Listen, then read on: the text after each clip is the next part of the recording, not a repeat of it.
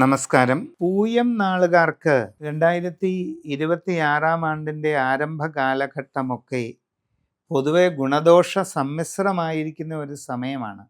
എല്ലാ കാര്യങ്ങളും നിങ്ങൾ വിചാരിക്കുന്നത് പോലെ തന്നെ കൃത്യമായിട്ട് നടന്നുകൊള്ളണമെന്നില്ല. അപ്രതീക്ഷിതമായ തടസ്സങ്ങൾ പല കാര്യങ്ങളിലും ഉണ്ടാകാനുള്ള സാധ്യതയുണ്ട്.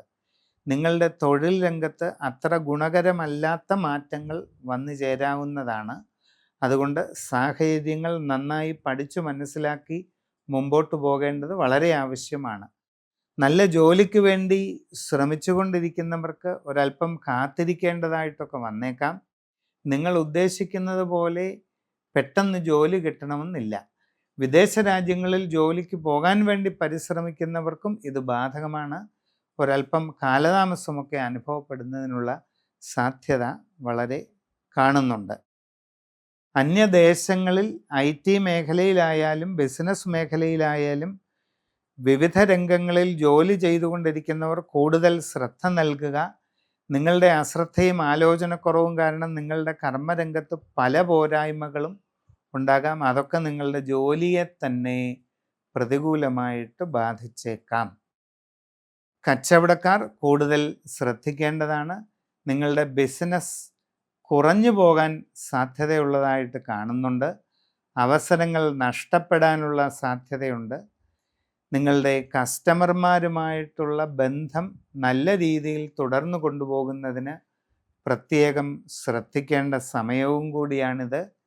ബിസിനസ് കുറഞ്ഞു പോകുന്നതും അങ്ങനെ വരുമാനത്തിൽ കുറവുണ്ടാകുന്നതും സാമ്പത്തിക നഷ്ടങ്ങൾ വന്നു ചേരുന്നതുമെല്ലാം നിങ്ങളെ പ്രതികൂലമായി ബാധിച്ചേക്കാം. അതുകൊണ്ട് വളരെ കരുതലോടുകൂടി എല്ലാ കാര്യങ്ങളും ചെയ്ത് മുമ്പോട്ട് പോവുക.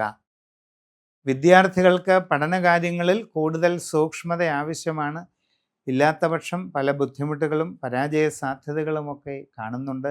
ഇത് നിങ്ങളുടെ ഉപരിപഠനത്തെ എല്ലാം തന്നെ പ്രതികൂലമായിട്ട് ബാധിക്കുന്നതാണ്. ഈ വർഷം നിങ്ങൾ നിങ്ങളുടെ ബന്ധങ്ങൾ ഭംഗിയായി നിലനിർത്തിക്കൊണ്ടു പോകുന്ന കാര്യത്തിലും കൂടുതൽ ശ്രദ്ധ വയ്ക്കേണ്ടതാണ്.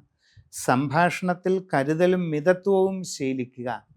എല്ലാവരോടും വളരെ സ്നേഹത്തോടെയും ജാഗ്രതയോടെയും ശ്രദ്ധയോടെയും ഇടപെടുക. ആവശ്യമില്ലാത്ത കാര്യങ്ങളിൽ ഇടപെടാതെ മാറി നിൽക്കുക. വളരെയധികം പഠിച്ചു മാത്രം എല്ലാ കാര്യങ്ങളിലും അഭിപ്രായങ്ങൾ പറയുക. ഇങ്ങനെയുള്ള ആത്മനിയന്ത്രണ ശീലങ്ങൾ നിങ്ങൾക്ക് വളരെ ഗുണം ചെയ്യും. ആരോഗ്യകാര്യങ്ങളിൽ ശ്രദ്ധ വേണം. ധൃതിയിൽ ഒരു കാര്യത്തിലും തീരുമാനമെടുത്ത് ഒന്നും ചെയ്യുന്ന സാഹചര്യം ഉണ്ടാകരുത്. വളരെ പഠിച്ചു മനസ്സിലാക്കി മാത്രം എല്ലാം ചെയ്യുക. ജീവിതത്തിൽ വളരെ സുപ്രധാനമായ വളരെ പ്രധാനപ്പെട്ട വഴിത്തിരിവിൻ്റെ ഒരു കാലഘട്ടവും കൂടെയാണ് ഈ വർഷം വന്നു ചേരുന്നത്. അതുകൊണ്ട് വളരെ ആലോചനാപൂർവം എല്ലാ കാര്യങ്ങളിലും തീരുമാനമെടുക്കേണ്ടതാണ്. നിങ്ങളുടെ കുടുംബത്തിൽ കാവുകളോ മറ്റ് ദേവ ആരാധനാ സ്ഥാനങ്ങളോ നിലനിർത്തി പോരുന്നുണ്ടെങ്കിൽ അതിൻ്റെ കാര്യത്തിലെല്ലാം ശരിയായ രാശിചിന്ത ചെയ്ത് തീരുമാനമെടുക്കുക.